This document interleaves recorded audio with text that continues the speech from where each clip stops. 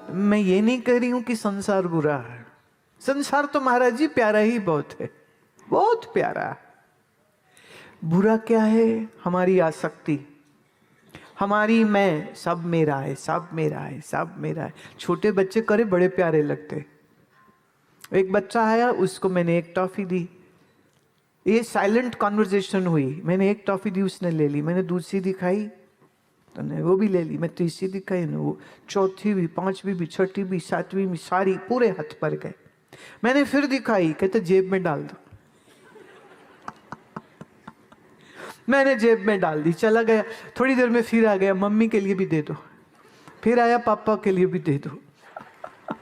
And वो छोटे से बच्चे के अंदर ले। पर तुम्हें एक बात और बताती हूँ, कई बार ऐसे बच्चे आते हैं, मैं उन्हें एक देती हूँ तो एक लेंगे, दोबारा दिखाऊं दूसरी तो कहते नहीं। बड़ा चॉकलेट दिखाऊं, कहेंगे नहीं।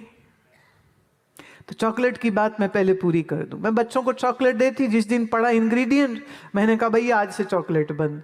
फिर हमने गुड़, मूंगफली और थोड़ी सी सुंड, समझते हो ना, ये जम्मू वाले तो सुंड समझते, सौंठ, मूंगफली, गुड़ और थोड़ी सी सुंड, ये मिलवा के हमने स्पेशल गच्चक बनवाई और इतना इतने पैकेट उसके बनाए। क्यों? इसलिए कि जो जो बच्चा ये गुड़ और मूंगफली खाएगा, उस बच्चे के शरीर में ताकत भी आएगी, और उसके शरीर में ओमेगा 3, और उसके शरीर में पीनट्स में, मूंगफली में महाराज बादाम से ज्यादा गुण होते हैं, और गुड़ में बल देने की ताकत होती है। इसलिए खाना खाने के बाद हमारी रिवायत, जो मैं आज भी पसंद करती हूँ, तो वो चीनी का बना डिजर्ट नहीं होगा, वो गुड़ की छोटा सा टुकड़ा होगा। किस लिए? मैंने कहा हम अपने हाथ से बच्चों को जहर तो नहीं दे सकते। तो इसी में एक चीज और जोड़ दूं, अगर किसी का हीमोग्लोबिन कम है तो आयरन के कैप्सूल खाने की जगह थोड़े तुम्हारे पैसे बचाती हूं, दुकानों में भागने की जरूरत नहीं। एक कटोरी काले चने भुने हुए, एक टुकड़ा गुड़, ये आप खाइए, 3 महीना खाइए, ब्लड टेस्ट करा लेना। मेरे पास वैंकूवर में एक महिला आई थी, कहती मेरा कभी 7 से ऊपर हीमोग्लोबिन नहीं रहा है। ये आपका फॉर्मूला सुन के मैंने किया, टेस्ट कराया, तो मेरा डॉक्टर हैरान हो गया, कहता है तेरा 13.5 कैसे हो गया? क्या किया तूने? कौन से कैप्सूल खाए? बोली कैप्सूल कुछ नहीं खाए, वो भारत से एक हमारे गुरुजी आए थे, उन्होंने बताया था, मैंने वही किया है। उसके बाद वो डॉक्टर भी हमारे भक्त हो गए, वो भी हमें सुनने लग गए, क्योंकि आयुर्वेद के जो प्रिंसिपल्स हैं, उन प्रिंसिपल्स का कोई मुकाबला नहीं है। और सच ये है, अगर हम हमारे नाने दादे जैसा खाना खाते थे ना, चूल्हे पर पका हुआ, धीरे धीरे, प्रेशर कुकर में तो न्यूट्रिएंट्स खत्म हो जाता है, एक्सट्रीम हाई प्रेशर में स्टीम न्यूट्रिएंट्स खत्म कर देता है।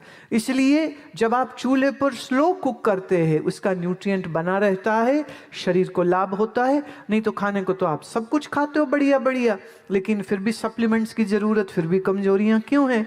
क्योंकि प्रेशर कुकर महाराज आपका है दुश्मन नंबर 1, और दुश्मन नंबर 2 है आपका फ्रिज। फ्रिज में जितना बैक्टीरिया वायरस की कॉलोनियां बनी पड़ी हैं, क्योंकि लोग उसको तो कभी साफ भी नहीं करते हैं, और उसमें जो उगता है ना, वो बड़ा ही खतरनाक होता है। इसलिए ताजा खाओ, ताजा पकाओ, तो प्रभु के गुण गाओ। नहीं, अब आपने प्रभु के गुण गाने बंद कर दिए हैं, क्योंकि सुबह उठते ही टीवी चलता है, टीवी में न्यूज आती है, न्यूज में क्या होता है? उसने ये स्कैंडल कर दिया, वहां ट्रेन पलट गई, वहां बलात्कार हो गया, वहां चोरी हो गई, वहां धरना लग गया, फला अपोजिशन पार्टी सरकार को गाली दे रही है, सरकार करे नहीं हम ठीक है तुम गलत हो। वही ड्रामा स्यापा चल रहा है महाराज। ਤੁਹਾਡੇ ਘਰਾਂ 'ਚ बथेरे झगड़े झुगड़े चलते पे, कानू टीवी ला के बह जाते हो। न्यूज से दिन शुरू होगा। Nothing wrong in being informed, मैं खुद बहुत इन्फॉर्म्ड रहने की कोशिश करती हूँ, पर दिन की शुरुआत ऐसे तो मत करो। दिन की शुरुआत तुम्हारी स्नान करके बैठिए, और कम से कम आधा घंटा चाहे वाहिगुरु धुनी लगाओ, श्वास भरा लंबा अंदर, जैसे श्वास लंबा भरा, पहले वाहिगुरु,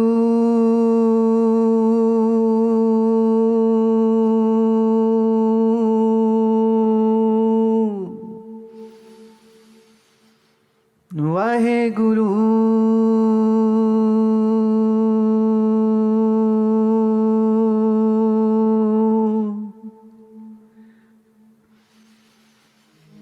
ओम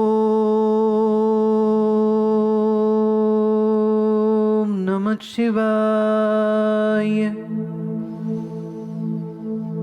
ओम नमः शिवाय।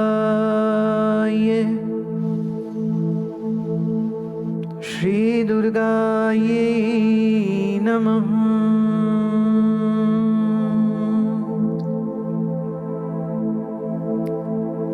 तरीका एक ही रहेगा, श्वास पहले गहरा भरना है, छाती पूरी, फेफड़े तुम्हारे हवा से भर जाए, पेट तुम्हारा फूले, इतना लंबा श्वास लीजिए।